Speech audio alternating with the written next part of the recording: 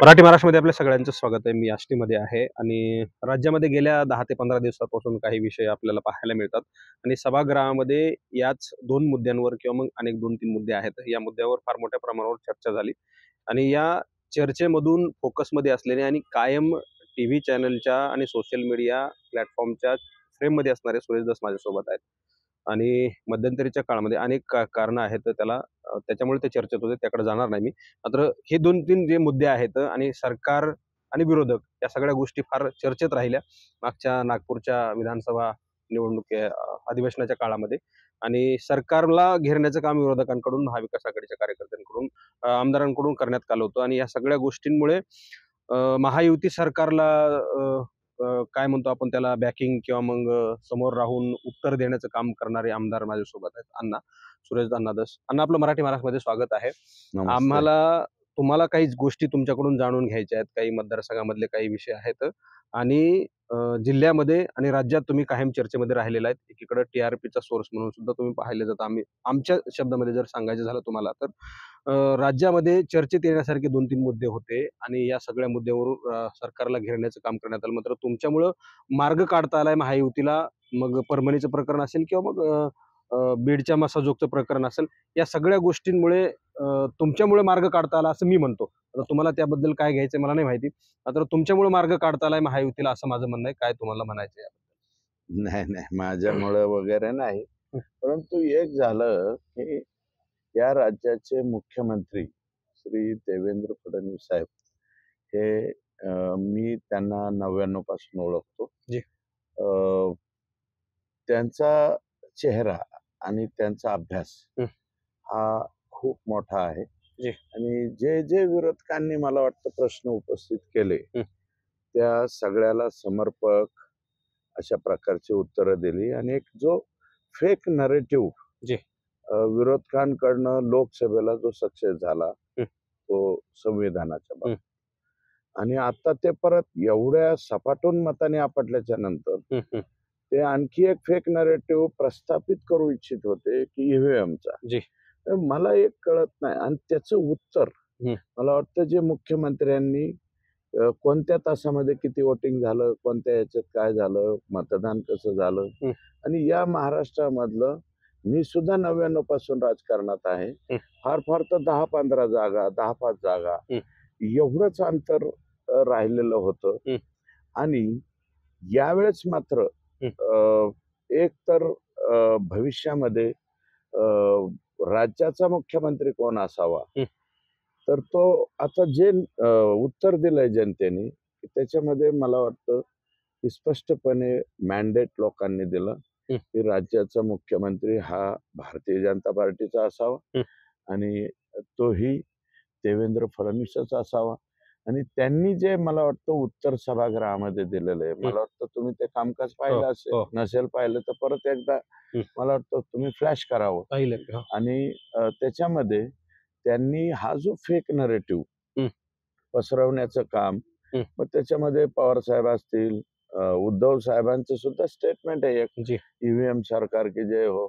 अरे मला काय कळत नाही, नाना पटोले साहेबांचं स्टेटमेंट असो, त्याच्यानंतर तुम्हाला सांगतो माझ्यापेक्षा ज्येष्ठ आहेत जितेंद्र आव्हाड साहेब, चांगले सदस्य आहेत संसदीय कामकाज मंडळामध्ये त्यांचा आहे, विजय वडेट्टीवार साहेब असोत. हे जे फेक नरेटिव्ह जनतेमध्ये पसरवण्याचं काम चाललं होतं की तुम्ही ईव्हीएम मुळे निवडून आले, कुठं काय केलंय, मार्कडवाडीचं ते बरेच दिवस मला वाटतं त्याचं बी पालोपत चाललं होतं. मला एक कळत नाही, ज्यावेळेस लोकसभेला तुमच्या 31 जागा निवडून आल्या त्यावेळेस का तुम्ही म्हणले नाही की हे ईव्हीएमचं सेटिंग आम्ही केलं होतं. अरे ज्या गोष्टीला सुप्रीम कोर्टाने फेकून दिलंय त्या गोष्टीच्या बाबतीमध्ये तुम्ही असं कसं काय बोलू शकता आणि एवढाले मोठे नेते कसे बोलू शकता. बारीक सारीक बाकीच्यांनी बोललं तर हरकत नाही, पण मला असं वाटतं उद्धवजी ठाकरे साहेबांचे वडील म्हणजे आदरणीय बाळासाहेब ठाकरे साहेब यांच्याबद्दल नितांत आदर आहे. माझ्या स्वतःच्या नाही, तमाम महाराष्ट्रातल्या लोकांच्या मनामध्ये आदर आहे. एवढ्या मोठ्या माणसाचं लेख असलेला या राज्याचा मुख्यमंत्री राहिलेला माणूस जर ईव्हीएम सरकार म्हणत असेल आणि पवार साहेबांसारखा माणूस एवढा मोठ्या उंचीचं नेतृत्व आहे पवार साहेबांची उंची आम्ही कधीच अमान्य करणार नाही. जी. एवढं मोठं माणूस सुद्धा जर हे म्हणत असेल तर हे दुर्दैव. आणि तो नेरेटिव्ह मला वाटतं मुख्यमंत्र्यांनी एकदम काढून टाकला. हं. हे या अधिवेशनाचं फलित. मला वाटतं अधिवेशनाच्या नंतर जे उत्तर मुख्यमंत्र्यांनी दिलं त्याच्यानंतर मला वाटतं कोणीही एक शब्द बोललेला नाही. आणि ईव्हीएम आणि हे ते गोष्टी सोडा, महत्वाचे विषय जे आहे त्याच्यावरती बोला ना. जी. विरोधी पक्षाचं काम काय असतं बरं? तुम्हाला नॅनो कार मध्ये आणून बसवलं जनतेनं. त्यात देवेंद्र फडणवीस साहेबांची किंवा एकनाथ शिंदे साहेबांची, अजितदादांची काय चूक आहे? यांची काय चूक आहे? तुम्हाला एकदम नॅनो कार मध्ये आणून बसवलं लोकांनी. मग आता नॅनो कार मध्ये आणून जर बसवलं तर नॅनो कार मध्ये जरी बसवलं तर प्रभावीपणे संसदीय कामकाज मध्ये तुम्ही मांडा, लोकांचे मुद्दे मांडा. अनेक प्रश्न आहेत. प्रश्न कधीही न संपणारा विषय आहे. म्हणजे 237 जागा दिल्या किंवा 240 पर्यंत आम्हाला मॅन्डेट दिलं, समथिंग 237 एवढं मॅन्डेट दिलं म्हणजे लगेच लगे महाराष्ट्राचे सगळे प्रश्न संपलेले आहेत का? नाही. म्हणजे ज्वलंत प्रश्न आहेत. CCI ची कापसाची खरेदी आहे याच्यावरती बोला, सोयाबीनच्या खरेदीवरती बोला, काय काय होतंय हे सोडून दिलंय. आणि हे विरोधी पक्ष नेते म्हणजे गोंधळलेली स्थिती जी मवियाची तिकीट वाटपाच्या अगोदरपासून आणि जागा वाटपाच्या अगोदरपासून राहिली ती मला वाटतं अधिवेशनाच्या एंड पर्यंत सुद्धा राहिली. गर्भगळीत झालेला विरोधी पक्ष हे आत्ताचं चित्र मला वाटतं महाराष्ट्राला पाहायला मिळालेलं आहे. मी सुरुवातीला तुम्ही तो प्रश्न खोडूनच काढलाय, मात्र माझं समाधान झालं नाही त्या प्रश्नाचं, म्हणून म्हणतोय की 288 आणि तुम्हाला मिळालं 237 आणि समथिंग काय वेगळे असतील ते. त्याच्या व्यतिरिक्त तुम्ही जसं ईव्हीएम वर बोललात आणि ईव्हीएम असेल किंवा मग राज्यातले काही घडलेले घटना असतील, याला जसं तुम्ही खोडून काढलं, विरोधकांचे जे प्रश्न त्यांनी उपस्थित केले होते तर मुख्यमंत्र्यांच्या अगोदर तुम्ही बोललात. मात्र तुमच्याच पक्षाचे काही लोक असतील, मग त्याला काही मला त्यांना विरोध किंवा मग त्यांना काही उत्तर द्यायचे नाही. मात्र तुम्हीच बोललात हे मला सांगायचं होतं की तुम्हीच बोललात, बाकी तुमच्या पक्षाचे नसतील किंवा मग तुमच्या महायुतीचे लोक, मग अजित पवार गटाचे असतील किंवा मग शिंदे गटाचे असतील, तुम्हाला प्रकर्षाने या सगळ्या गोष्टी बोलाव्या लागल्यात, म्हणून तो प्रश्न तुम्हाला मी विचारला. मला बोलावं लागलं नाही. मला जे सुचलं ते मी बोललो. जी. आता इतरांना सुचलं नाही, काही नवीन आमदार आहेत. पण मला असं वाटतं की मी एक बोललो आणि राज्याच्या मुख्यमंत्र्यांनी त्याचा सफायाच करून टाकला. म्हणजे रीन की सफेदी, रंगीन कपडा भी सिलसिल जाए, तसं मला वाटतं रंगीन कपडा, पांढरा कपडा सगळंच धुवून काढलं फडणवीस साहेबांनी. ते सफाया झाला असं माझं मत आहे. मग सभागृहामध्ये 288 आमदार होते राज्यातले, आणि तुम्ही सत्तेत सुद्धा असताना, आणि प्रकर्षानं जाणवलेला मुद्दा असा आहे की तुम्ही सत्तेत असताना सुद्धा तो परभणी किंवा मग मसाजोगचं प्रकरण फार चांगल्या पद्धतीने मांडलं आणि ते लोकांना फार अपसेट झालं. महाराष्ट्रातले लोक अक्षरशः डोळे असे पापणी न लावता हे तुमचा व्हिडिओ पाहत होते. आम्ही हे पाहिलंय सगळं. 288 पैकी लोक असताना तुम्हीच बोललात. काय उद्देश होता नेमका? कशासाठी हे सगळं बोललायत? काही प्रश्नचिन्ह उपस्थित होत आहेत विरोधकांकडून, याचं राजकारण सुद्धा केलं गेलं. मात्र फार तुम्ही आत्मीयतेनं अगदी काळजातून निघालेले हे शब्द होते. काय भावना होत्या? संग्रामजी, तुम्हाला कदाचित माहित नसेल, कोपर्डीचं जे प्रकरण आहे ना, त्या कोपर्डीच्या प्रकरणाची सुरुवातच मी केलेली. आजपर्यंत कधीही बोललेलो नाही मी. आणि साधारणतः निखिल वागळे साहेबांच्या पहिल्या शो मध्ये मी होतो त्यावेळेस. कोपर्डीचं प्रकरण घडल्याच्या नंतर तो तर माझा मतदारसंघ नव्हता, काही नव्हता. माझा मतदारसंघ हा होता. सगळ्यात अगोदर कोपर्डीच्या त्या ताईच्या तिथं जाणारा व्यक्ती मी होतो. आणि रात्री 1:30 वाजता एका माय माऊलीला उठून, कारण महिलेची सही लागत होती त्या पंचनाम्याला, तर ते पण मी जाऊन उठवली होती माय माऊली, तिथं सही केली. जे बेभत्सवानं चित्र वगैरे काही लोकांनी ते बाहेर पाडले ते नाही, ते न करता रात्रभर तिथं थांबून सकाळी लवकरात लवकर PM करून त्या कोपर्डीच्या आमच्या भगिनीचा अंत्यविधी करून, आणि अंत्यविधी संपल्याच्या नंतर त्यावेळेस तुम्ही विचारा, अजून जा, नामदेव देवा राऊत होते, तिथले जी. प्रवीण घुले होते, संजू भोर जे आता शिंदे साहेबांच्या बरोबर आहेत ते काम करत होते. हं. अनेक लोक आहेत तिथले बी हं. तालुक्याचे. तर तिथे मी जाऊन ज्यावेळेस तो जितेंद्र काय नावाचा आरोपी होता हं. आणि मला वाटतं DYSP हं. जो माझ्याकडे मी त्यांना आणलं होतं ना, हं. आता ते मला वाटतं कर्जतला आहेत, हं. खारापूर हं. कर्जतकडे. ते DYSP त्यांच्याशी मी सतत कॉन्टॅक्टमध्ये होतो नंतर. परंतु ज्यावेळेस अंत्यविधी कोपर्डीच्या त्या भगिनीचा केला, ती सगळी जी माहिती मिळाली, ज्या पद्धतीनं तो नराधम वागला होता, हं. त्याच्या अगेन्स्ट चीड जे आहे, त्या चिडीमुळं मी तिथं गेलो होतो. पण एक दुसरी बी समजदारी अंत्यविधी करून आम्ही ज्यावेळेस त्या घरी गेलो, अ, तसं जर पाहिलं तर कुठून ना कुठून त्या तिथल्या कोपर्डीकरांचं आमचंही नातं लागतं. जी. नातं होतं म्हणून मी नव्हतो गेलो. ती हं. घटना फार बेकार होती. आणि तिथे जाऊन मी अ, पहिलं काम अंत्यविधी संपून आल्याच्या नंतर हं. गपकन एक असा तरुणांचा मोठा गट आणि ते ग्रामस्थ, "चला रे, कुठं दलित वस्तीच्या दिशेने." हं. असं म्हणल्यावर सगळ्यात अगोदर मी आडवा उभा राहिलो होतो. मी म्हणलं, "आपण आरोपींना ज्यांनी हे कृत्य केलंय, जी. त्यांच्यावरती आपण 100% त्यांना फाशी देऊ, काय करायचं?" तसं बघा आता नशिबाचा भाग असतो.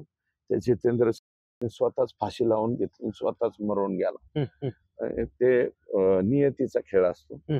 हं. पण आपण त्यांना फाशी देऊ, त्यांना आपण सुप्रीम कोर्टापर्यंत लढू, काही करू बाबाहो.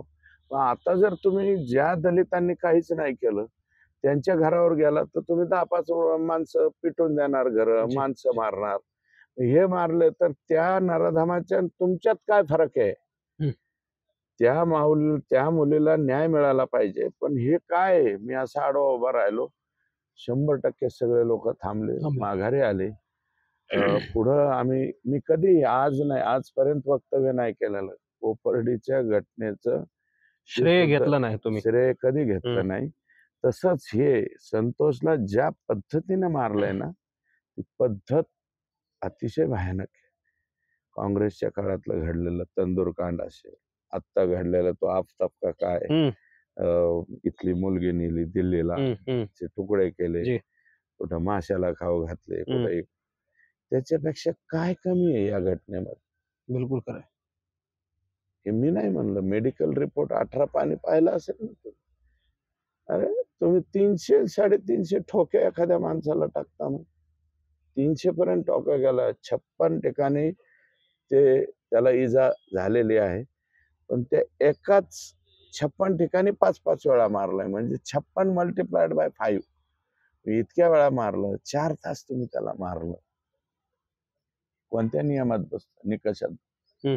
मग त्याच्या पाठीमागं कोणी असो, ब्रेन कोणी असो किंवा त्याचा आका कोणी असो हं. आणि आकाचा आकाही कोणी असो, तर तो अंदर गेला पाहिजे. आणि एक माझ्या स्वतःच्या हृदयामध्ये बरं का, असं काय म्हणलं, की तुम्ही कनवाळू म्हणा, काय म्हणा, मी कितीही समजा मी मुळात कसा आहे, काय आहे तुम्हाला माहिती आहे. जी. आपण कोणालाच काय घाबरण्याचं नाही याचं त्याचं. आणि माझं मत आहे, की अन्यायाच्या विरोधात तुम्ही जर उभा राहत नसाल, बरं हं. का, हं. तर मग तुम्ही माणूस नाही. तुम्ही म्हणून परभणीलाही गेला होतात. ह्या सगळ्या घटना परभणीची घटना झाल्यानंतर.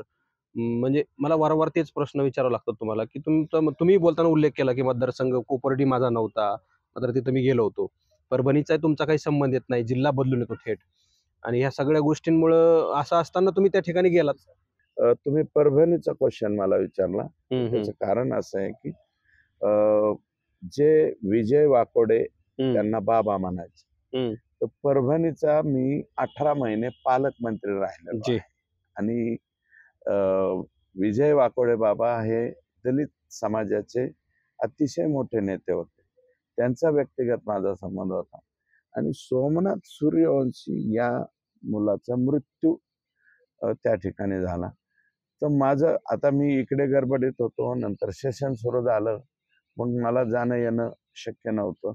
तर सेशन संपल्याबरोबर मी पटकन तिथं गेलो. एक चित्र पाहिलं मी. मुख्यमंत्री महोदयांनी त्याच्यावरती स्टेटमेंट केलंय. हं. त्याच्यावरती बोलण्या इतपत मी काही जी. हे नाही. परंतु काही गोष्टी तिथे ज्या जाणवल्या, तसं राज्याच्या मुख्यमंत्र्यांनी मला असं वाटतं, की विजय वाकोडे दादांना 10 लक्ष रुपयाची मदत केली त्या मुलाला. परंतु तिथं काही गोष्टी ह्या ज्या कानावरती आलेल्या आहेत, हं. ते मीडियाच्या समोर बोलण्याच्या ऐवजी माझं मत आहे, की मी मुख्यमंत्र्यांच्या पुढे मांडेल.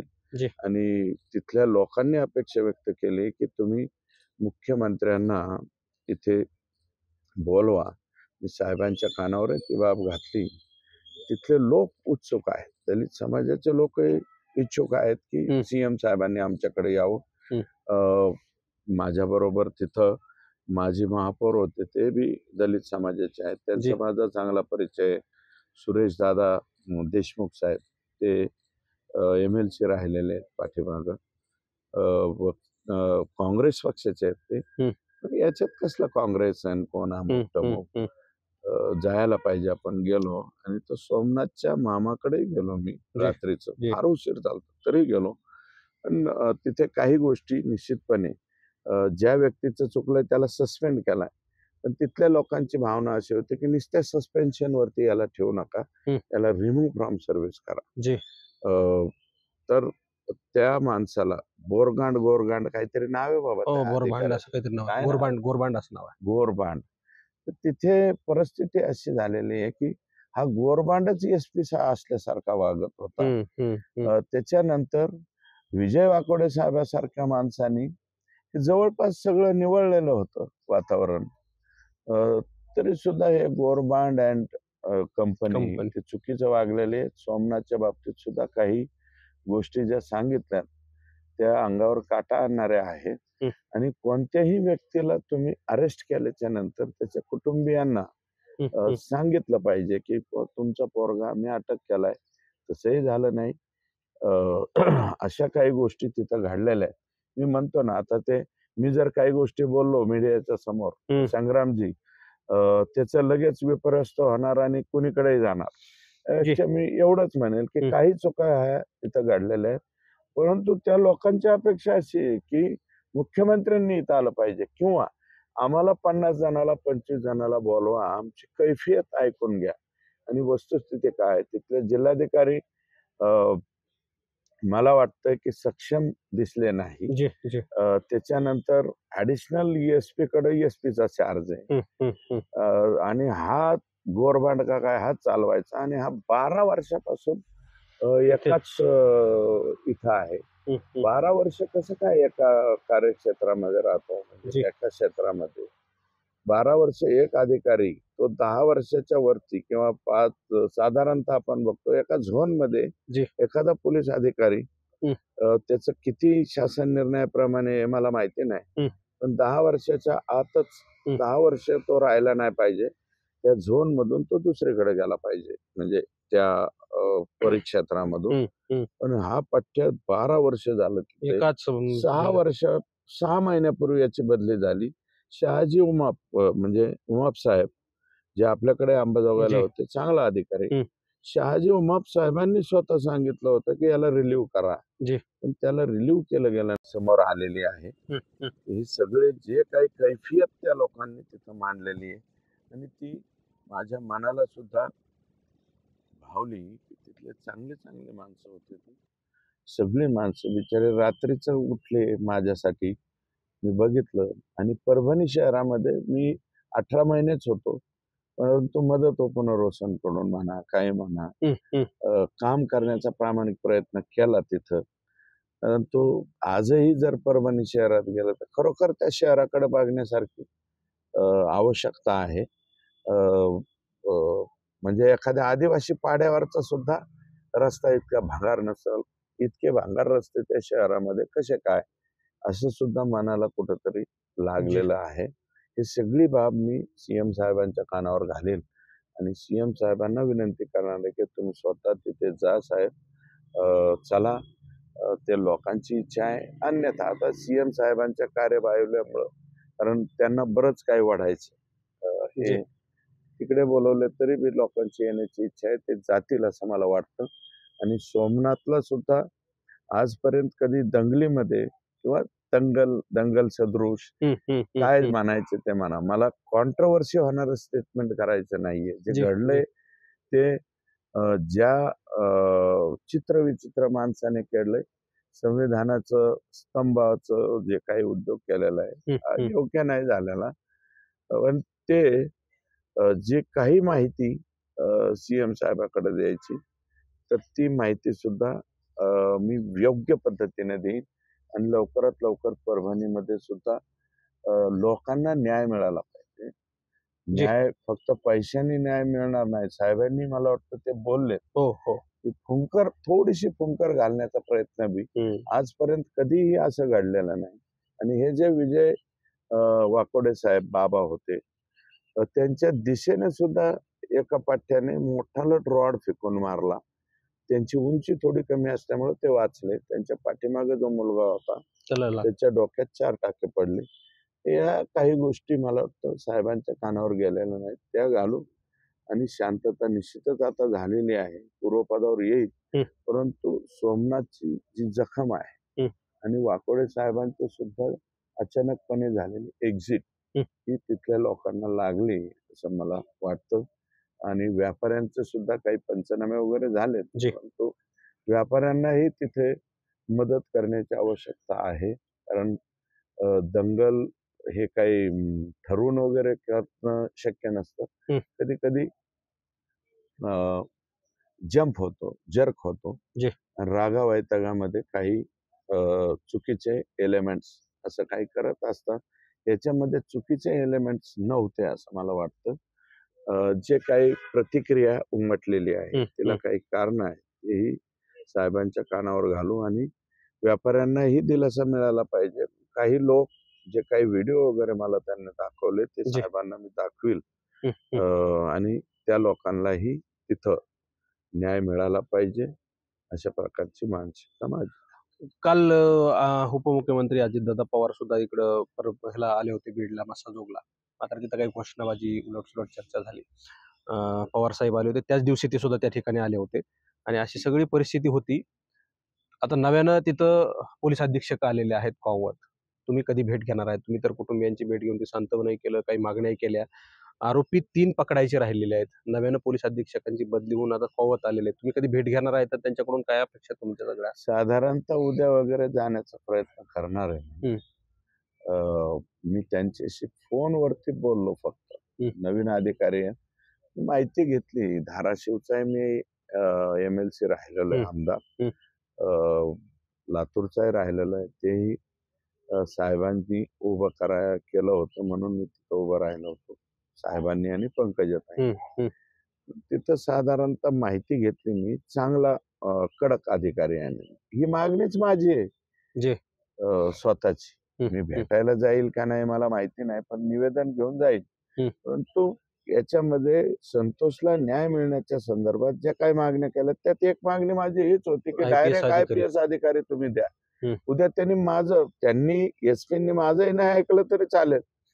आपण काय 2 नंबर 3 नंबर तसल्या झंटा फांटा आयटम नाही आपल्याकडं. अजून तरी देवदयाच्या कृपेने 5व्या टर्मला मी आता निवडून आलोय. अजून पाळी नाही आली की ह्या 2 नंबरवाल्याचं हे चालू द्या म्हणून सांगायची. त्यामुळं हे जे अराजकता इथं माजलेली आहे, अराजकता हा सुद्धा शब्द कमी पडणार आहे बीड जिल्ह्यात. आणखी काही गोष्टी बऱ्याच येणार आहेत पुढं, ते बोलू आपण. अजून मी पूर्ण माहिती घेतोय. आका हे ते यातले जे कोणी आहेत आणि माननीय मुख्यमंत्र्यांनी कडक ऍक्शन घेतली, त्यातली ही एक ऍक्शन आहे. दुसरी एक गोष्ट मी काय केली की तातडीनं ह्या लोकांना गपकन कुठं जामीन बिमीन मिळू नाही म्हणून ऍडव्होकेट बाळासाहेब कोले जे 45 ते 47 वर्षापासून प्रॅक्टिस करतायत, त्यांना मी विनंती केली तर त्यांनी ऍक्सेप्ट केली. त्यांची ऑर्डर राज्याच्या मुख्यमंत्र्यांनी रात्री 1:30 वाजता सही केली. मी तिथनं निघून आलो. मी परभणीत पहाटे 4 पर्यंत होतो आणि रस्त्याने आलो तर सकाळी 8 वाजता साहेबांचे जे अतिशय जवळचे PS आहे ते राजूरकर साहेब, ते पहिल्यापासून साहेबांच्या बरोबर 8 वाजता मला बेलगावच्या पलीकडे आलो, तिथं त्यांचा फोन आला की तुमची ऑर्डर निघाली. 8 वाजता म्हणजे बघा तत्परता. एखाद्या गोष्टीचं सिरियसनेस जे घेतलं आणि आणि जे साहेब बोललेले आहेत त्याप्रमाणे त्यांनी ऑर्डर तर केली. आणि आज बघा रिझल्ट. आज गुजर साहेब म्हणून तिथले डिवाइस पेत कोणतरी त्यांच्याशी मी बोललो आणि मी त्यांना विनंती केली आणि सरकारी वकिलाला सुद्धा की यांना किमान तुम्ही जाऊन बाजू प्रभावीपणे मांडा. आणखी 15 दिवस तरी यांना PCR घ्या. अजून माझं म्हणणं आहे की आणखी 15 दिवस जोपर्यंत याचा मास्टर माइंड आणि यांचा आका हातात येत नाही तोपर्यंत यांना हे करा. CIDचे लोक सुद्धा सध्या चौकशी करतायत आत्ता, कारण त्यांच्याकडे ऑर्डर निघालेली. SITची जी मी मागणी केली ती साहेबांनी मान्य केलेली. एक तुम्ही बघा, राज्याचा मुख्यमंत्री बोलतो म्हणजे नॉट अ जोक. म्हणजे ते राज्याचे राजे आहेत. मुख्यमंत्री म्हणजे राजा म्हणता येत नाही, पण हा मतपेटीतून निर्माण झालेला राजा आहे. राज्याच्या मुख्यमंत्र्यांनी काय बोलायला पाहिजे? IG लेवलच्या अधिकाऱ्याची SIT. कारण मी तर पहिल्यांदा मागणी केली होती SP अध्यक्षतेखाली, पण मी काय SP बदली सुद्धा करा म्हणलं नव्हतं. पण साहेबांचं जे हे आहे बघण्याची नजर, त्यांच्या पटकन लक्षात आलं की हे बारगळ जे आहे हे योग्य अधिकारी दिसत नाही. काही बी खोट्या नाट्या त्यांनी शब्द वापरलेत, मी नाही, राज्याचे मुख्यमंत्री बोलले. खोट्या नाट्या केसेस बघा ना, मी उल्लेख एकच याचा केलेला. आज रिझल्ट बघा. पहिला त्याच्यावर ते बोलतो सरकारी वकील नेमण्याचा फायदा. गुजर साहेबांच्या सारखा चांगला DYSP असेल, मी तर त्यांची माझी भेट नाही झाली, फक्त फोनवरतीच बोललो. CIDचे लोक सुद्धा याच्यामध्ये मानवतेला काळीमा फासणारी ही घटना आहे. ही घटना याच्यामध्ये अन्यायाची आगळीक झालेली आहे. अन्यायाची आगळीक शब्द वापरतो मी. कायद्याच्या भाषेमध्ये या शब्दाला बऱ्यापैकी किंमत आहे. आणि अन्यायाची आगळीक होऊन आर्त किंकाळी जी संतोषची आहे ती मांडण्याचा प्रामाणिक प्रयत्न मी फक्त तिथं केलेला आहे. ती माझी जबाबदारी, इट्स माय जॉब. तर त्याचा आज 15 दिवसाचा PCR मिळाला एकदम. त्याच्याबद्दल कोल्हे साहेबांचं, गुजर साहेबांचं खरोखर आभारच मानलं पाहिजे. आणि ज्या काय मायबाप जज आहेत, काय की या देशामध्ये बाबासाहेबांनी जे संविधान लिहिलेलं आहे ना, तर कोर्टाला फार किंमत आहे. मायबाप ज्या कोर्ट असेल, मला असं कळलं आता की त्या मॅडम आहे, म्हणजे महिला भगिनी आहेत, तर त्यांचे आभार. आता ते आभार वगैरे मी मानू शकत नाही, मी पण 5 वेळा, पण त्यांच्याही लक्षात आलं की ही घटना फार भयानक आहे. त्यामुळं आता 15 दिवस मिळालं. माझं तर म्हणणं आणखी 15 दिवस मिळावं, आणखी 15 दिवस मिळावं. आणि ही घटना लवकरात लवकर MCR होण्यापूर्वी सगळे आरोपी अटक केले जावे. आणि मुख्यमंत्र्यांचे तसे स्पष्ट आदेश आहेत. माझं साहेबांचं बोलणं होतंय. साहेबांनी काय आदेश दिलेत ते काय मीडियाच्या पुढे सांगणं काही गरजेचं नाही, पण असं सांगितलंय की याच्यामध्ये कुणी आकाबाका असो, सगळे आत घाला. आणि साहेबांनी, मी तर मागणी नव्हती केली, मोका, मी माझ्याच भाषणात मागणी केली होती, मकोकोची, मोक्यासारखा, मला रासुकासारखा असं शब्द मी त्या ठिकाणी वापरले होते. मोका लावण्याची घोषणा, कारण एका ह्याच्यामध्ये मोका लावण्याची घटना सुद्धा मला वाटतं ही पहिलीच असावी. आणि त्याचं स्टेटमेंट मुख्यमंत्री.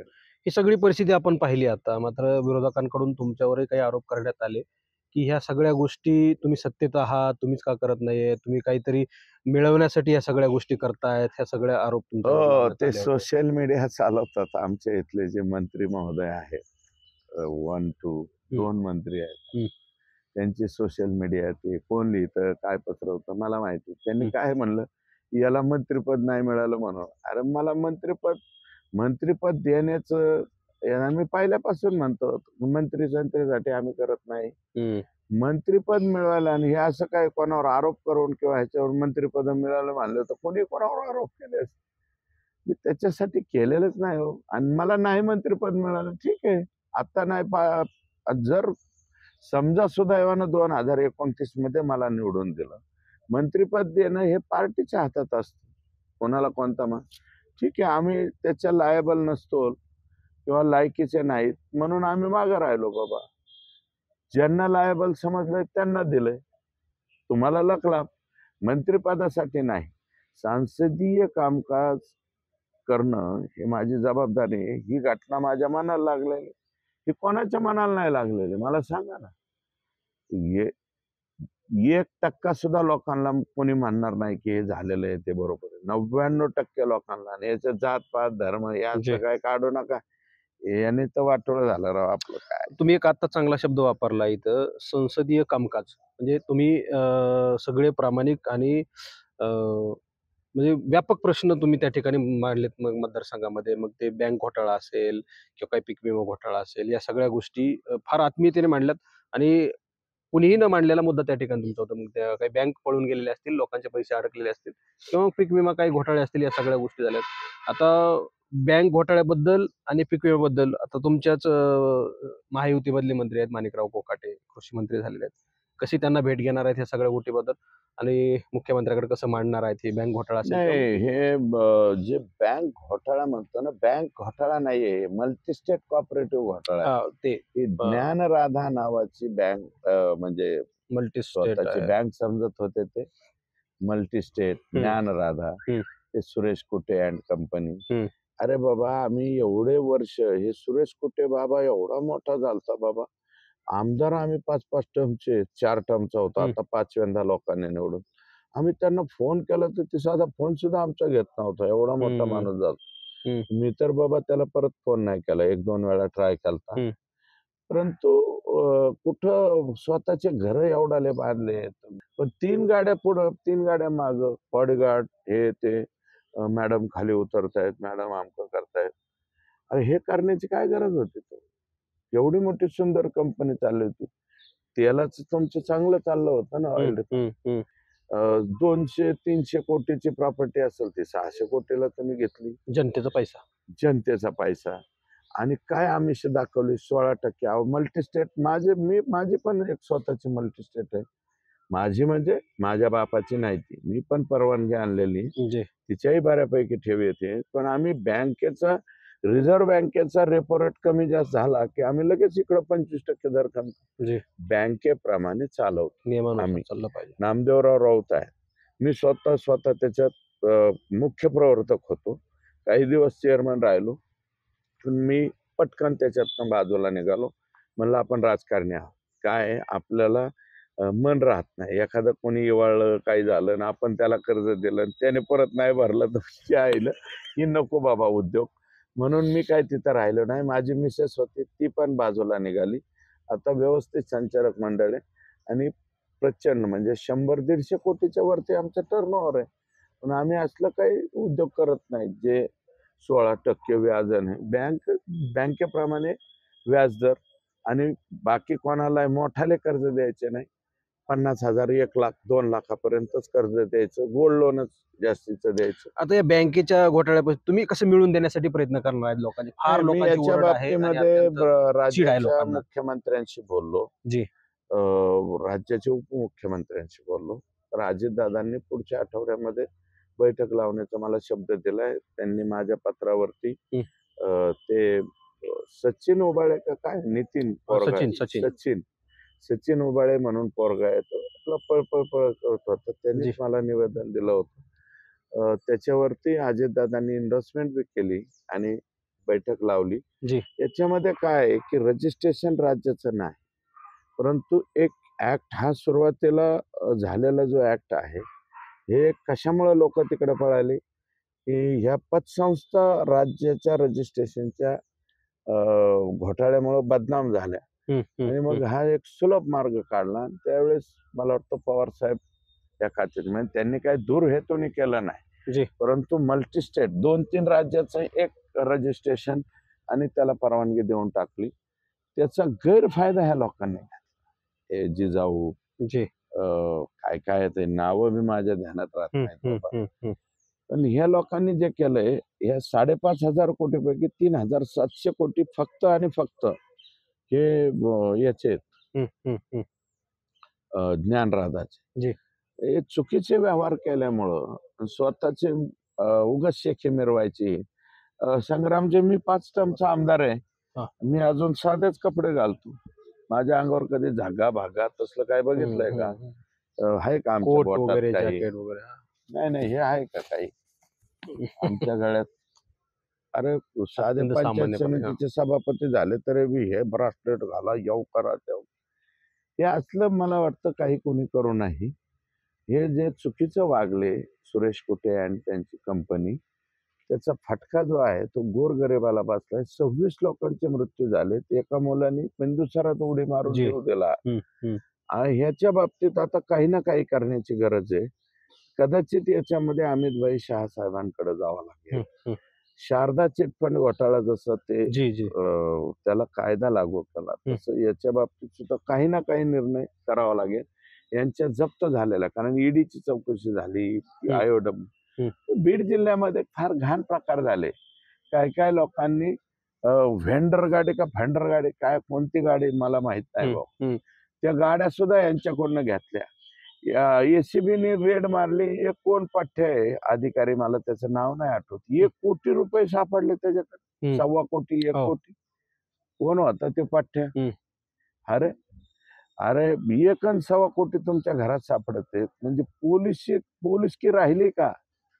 हं. मला वाटतं असे लोक रिमूव्ह फ्रॉम सर्व्हिस झाले पाहिजे. आणि ज्या कोणी एसीबीच्या पठ्यांनी ही कारवाई केली त्यांचा सत्कार झाला पाहिजे. जी. आणि बीड जिल्ह्यामध्ये अराजक एका बाबतीत लाभलाय का? हं. हे सगळा पैसा लोकांचा, गोरगरिबांचा पैसा आहे. आणि आमच्या रेल्वेच्या भूसंपादनाचे पैसे आले लोकांनी. सुरेश कुटे की जय, जिजाऊ की जय, आमके की जय असं केलं. आणि आता तुम्ही या लोकांना असं करताय. मी 100% प्रयत्न करीन या लोकांना न्याय मिळेल. बीड जिल्ह्यामध्ये आम्हाला सातत्यानं बोलावं लागतं. अनेक वृत्तपत्र असलेला बीड जिल्हा आहे आणि पत्रकार सतर्क असलेले आणि बातमीला न्याय देण्याचं काम करणारे आम्ही लोक आहेत. मात्र पत्रकारावर हल्ले असतील, त्यांना धमक्या देणारा असेल किंवा मग पत्रकारांच्या पेपरचे, वृत्तपत्राचे काही बिलं शासनाकडे थकीत असणार आहे. हे नेहमी तुम्हालाही माहीत आहे आणि अनेक गोष्टी अशा आहेत. हे मिळवण्यासाठी तुम्ही काही प्रयत्न करणार आहात का? तुमचा आणि मुख्यमंत्र्यांचा थेट प्रयत्न आहे, संबंध आहे. तुम्ही कोणाशीही न बोलता, त्या संबंधित मंत्र्याशी न बोलता तुम्ही थेट मुख्यमंत्र्यांकडे जाऊ शकता. या सगळ्या गोष्टींसाठी होणारे हल्ले, धमक्या यासाठी काही प्रयत्न तुम्ही करणार आहात का? पत्रकारांसाठीचे काही प्रश्न त्या ठिकाणी मांडणार आहात का तुम्ही? 100% पत्रकार हा लोकशाहीचा चौथा स्तंभ आहे. जी. आणि आमचा बीड जिल्हा जागरूक आहे. महाराष्ट्रात कुठंच नसतील एवढे वृत्तपत्र आमच्या इथं आहेत, दैनिक आहेत. त्याचा सार्थ अभिमान आहे आम्हाला. जी.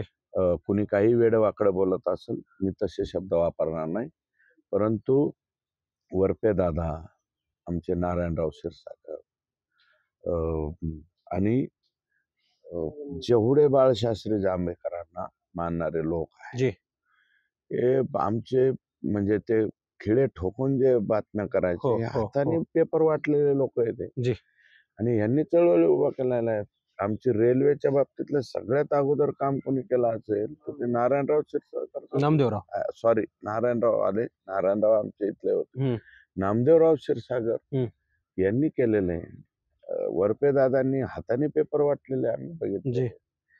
आमचे हे असतील, भाऊ असतील, त्यांचा उल्लेख मी केलेला आहे गंमत भाऊ.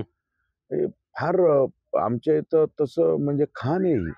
जी. तरी ही वृत्तपत्र कोणी ज्या ज्या काही अडचणी असतील, वसंतराव आमचे आता अध्यक्ष आहेत, वसंतराव जी. मुंडे. हो. आम्हाला त्याचाही अभिमान आहे की राज्यभर फिरून त्या आमच्या मित्रांनी हे केलेलं आहे. तर ह्या जे काही प्रश्न असतील त्या सगळ्यांच्या बाबतीत पॉझिटिव्हली लवकरात लवकर त्यांची भेट घेऊन हे सगळे प्रश्न मिटवण्याचा प्रामाणिक प्रयत्न. जी. आणि दुसरा एक मध्यंतरीच्या 2 दिवसापूर्वी एक प्रकरण घडलं होतं. आमचे वास्तवचे संपादक आहेत जितेंद्र शिरसाट, यांनाही एका जिल्हाधिकारी कार्यालयातून फोन आला होता आणि धमकी देण्याचा प्रयत्न. कुठल्याही प्रकारचं काहीही कारण नसताना या सगळ्या गोष्टी करण्यात आलेल्या आहेत. कसं पाहता या सगळ्या गोष्टीकडे, तुम्हाला कसं वाटतं हे सगळं? मी ती क्लिप पाहिली.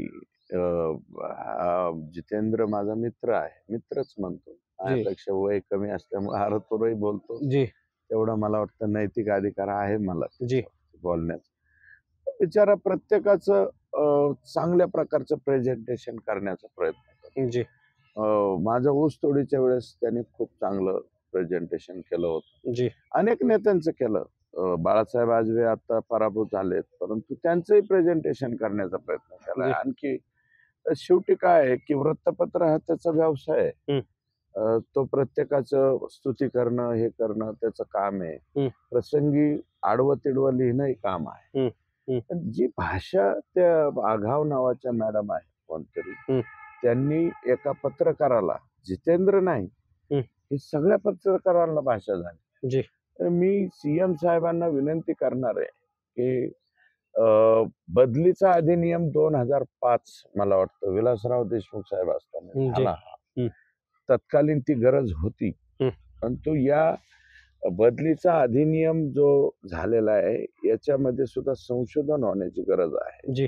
माननीय मुख्यमंत्री महोदयांना, दोन्ही उपमुख्यमंत्री महोदयांना, कारण आता थम्पिंग मेजॉरिटीचं सरकार आलेलं आहे. जी. आता काही कोणाचे फारसे लाडबीड करण्याची आवश्यकता नाही. हं. हं. हं. मॅट कॅट यांनी सुद्धा थकून चाललंय तुम्हाला.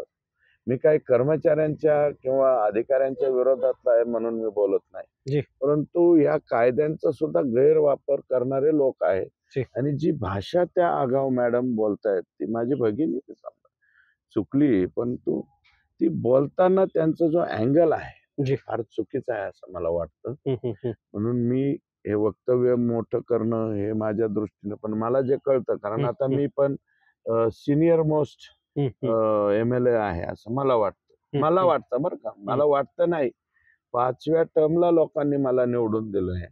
त्याच्यामुळं अजितदादांच्या बरोबर मी राहिलेलो आहे बघा. हं. ते सतत म्हणत असतात, अमुक अमुक याची बदली सांगितली की तू कितव्या टर्मचा आमदार आहेस, हं. हं. तू 5व्या टर्मचा झाला का? हं. पहिल्या टर्मच्या आमदारांनी डेप्युटी इंजिनियर, तहसीलदार इथपर्यंतच सांगावं. आता काही काय आता टर्म बी बघत नाहीत कोणी. पहिल्या टर्मच्या निवडून आलेली पट्टे पार कमिशनरच्या बदल्या सांगत. तर ते त्यांना आवडत नाही, हे मी त्यांच्या जवळून पाहिलेलं आहे. मुख्यमंत्री महोदय आता 6व्या टर्मचे आमदार आहे. सीएम साहेबांना आम्ही बरोबरच आलो, पण मध्ये आम्हाला आमच्याच मतदारसंघाने फाट्या मारला. जी. हे 2-3 कारणं होते. त्यातलं सगळ्यात महत्वाचं म्हणजे मुंडे साहेबांची एक्झिट. साहेबांचं अचानक जाणं मला फटका बसला. आणि दुसरी गोष्ट अशी की एक कॅरम बोर्ड चिन्ह होतं आणि मी घड्याळावर उभा होतो त्यावेळेस. त्या 22,000 मतं कॅरम बोर्डला गेली याच मतदारसंघात आणि मी 6,000 मतांनी पराभूत झालो.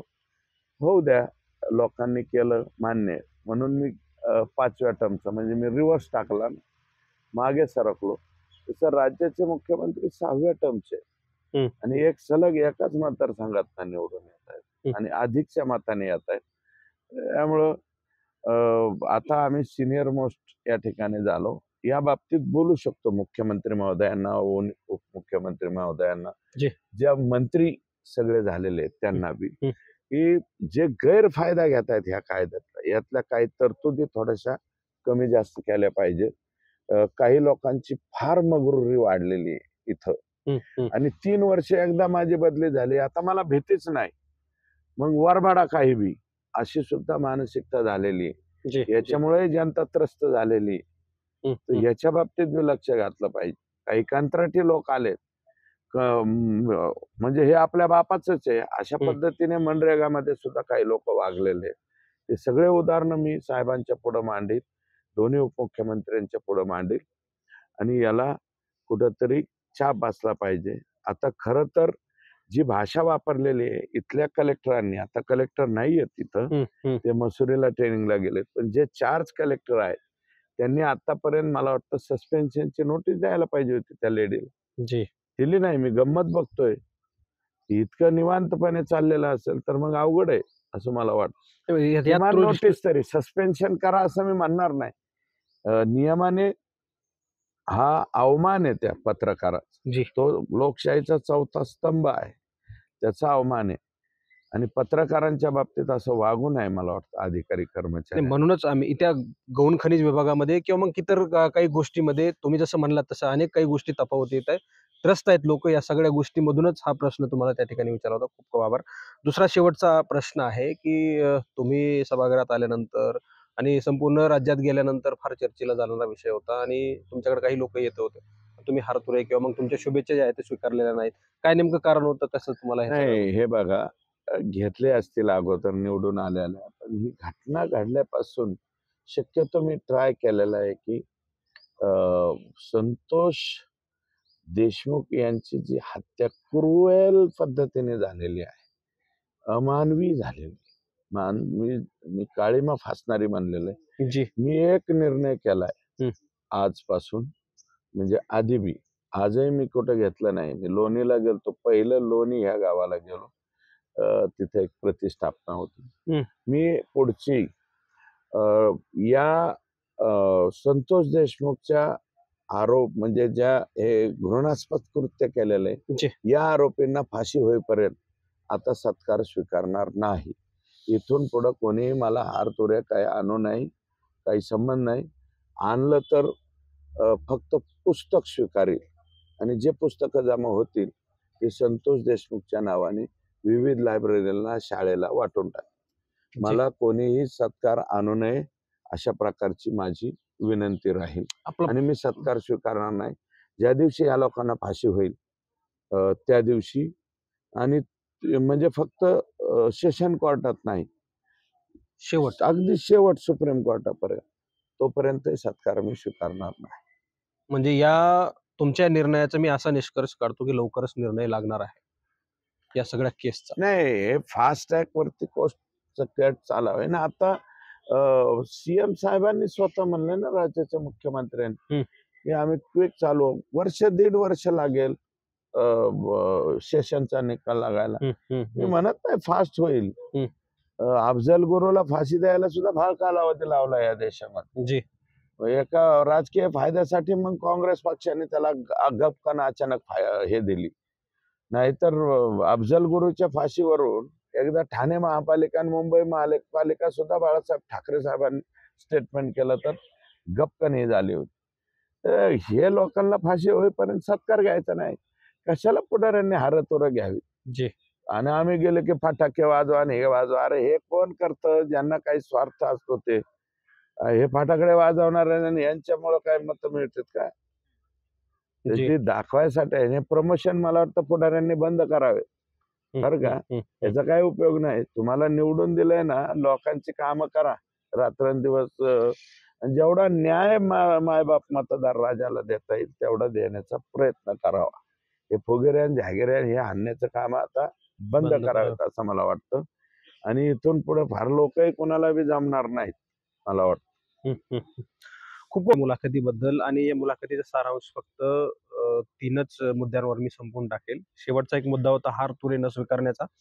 दुसरा मुद्दा होता राज्यामध्ये संसदीय कामकाज, म्हणजे एक मंत्री, एक आमदार असताना संसदीय कामकाज म्हणजे सार्वभौमता, आणि सगळ्या राज्यामध्ये फिरून किंवा मग कुठल्या कुठल्या जिल्ह्यामध्ये जिथे जिथे जाता येईल तिथले मुद्दे. माझा आदर्श आहे आर पाटील या क्षेत्रामध्ये, गणपतराव देशमुख साहेब आत्ताचे मुख्यमंत्री. आमचे मुख्यमंत्री कशामुळं एवढ्या मोठ्या पदावर गेले? कुठल्याच पदावर नसताना कोणतंच.